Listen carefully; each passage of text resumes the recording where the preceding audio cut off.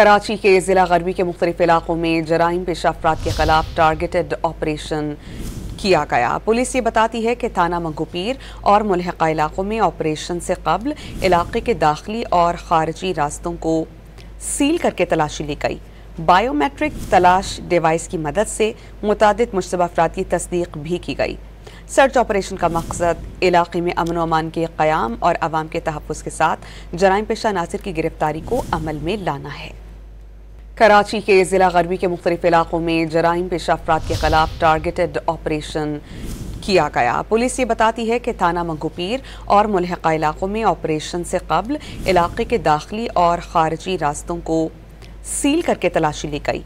Biometric तलाश device की मदद से मुतादिद मुश्तबा अफराद की तस्दीक भी की गई।